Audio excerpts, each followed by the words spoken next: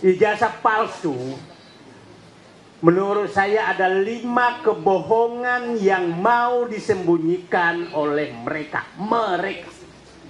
Bukan hanya Jokowi. 1, kebohongan identitas diri Jokowi sendiri itu yang dia paling takutkan terbuka. Identitas diri kan kita tahu ceritanya sebenarnya, dan kalau ini terbuka maka kita tahu siapa yang membentuk Joko Widodo sebenarnya. Saya pikir publik udah paham. Yang kedua adalah kepalsuan dan kebikin kepalsuan putranya yang menjadi wakil presiden. Itu juga kalau yang terbuka ini akan terbuka siapa dia sebenarnya, dan kepalsuan terhadap dinasti ini akan terbuka semua. Ya. Yang kedua, ketiga adalah kepalsuan pemilu yang sudah dilakukan oleh dia, itu juga akan terbuka. Kebohongan itu akan terbuka. Yang keempat adalah kebohongan korupsi yang ribuan triliun, itu akan terbuka. Ribuan triliun korupsi yang terjadi selama rezim Joko Widodo. Yang ini adalah kebohongan tukang-tukang survei yang sekarang jadi komisaris BUMN di mana-mana.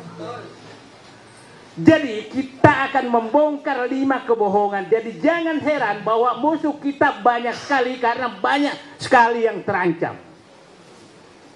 5 kebohongan tadi saya ulangi: kebohongan identitas pribadi Joko Widodo, kebohongan terhadap putranya yang jadi wakil presiden, kebohongan pelaksanaan pemilu selama ini, kebohongan korupsi ribuan triliun, dan kebohongan survei-survei yang dilakukan selama ini. Ini 5 kebohongan. Nah, yang akan ditutupi sebenarnya. Jadi memang musuh kita sangat-sangat berat, karena penikmat kebohongan ini itu mulai dari istana sampai kelurah.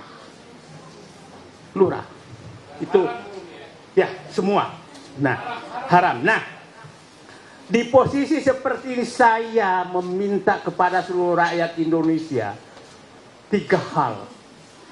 Mari kita turun semua untuk membela kebenaran ini dan menggusur kebohongan yang hanya dilakukan oleh satu keluarga dari Solo.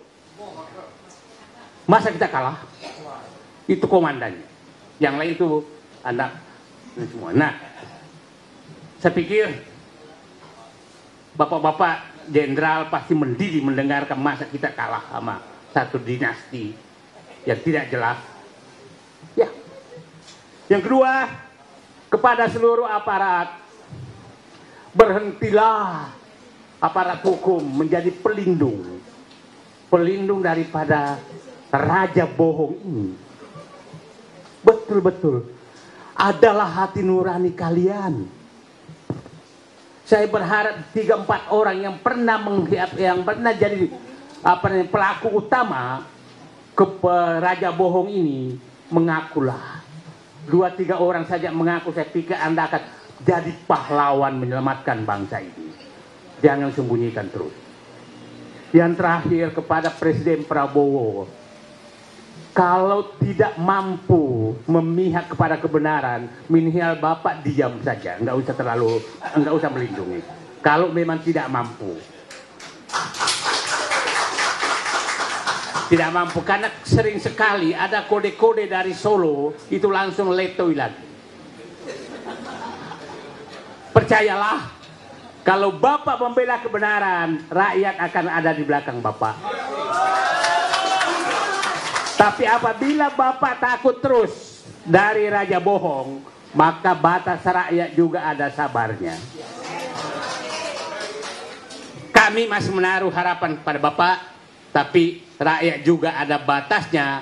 Kalau raja bohong ini selalu diistimewakan, maka rakyat akan keluar dengan hati nuraninya. Hanya itu saja dari saya. Hari ini titik tikungan yang sangat tajam. Kepada seluruh rakyat Indonesia, bersatulah menggusur raja bohong ini untuk menyelamatkan negara.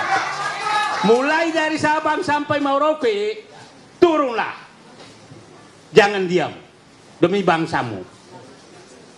Coba kita lihat, mulai kemarin di Aceh coba diganggu oleh menantunya. Di Papua dia coba ganggu lewat lewat oligarkinya dan lewat yang memberikan Raja Jawa, yaitu Bahlil. Jadi semua tinggal menunggu waktu akan dihancurkan oleh mereka kalau kita diam. Saatnya melawan. Bismillahirrahmanirrahim. Assalamualaikum warahmatullahi wabarakatuh.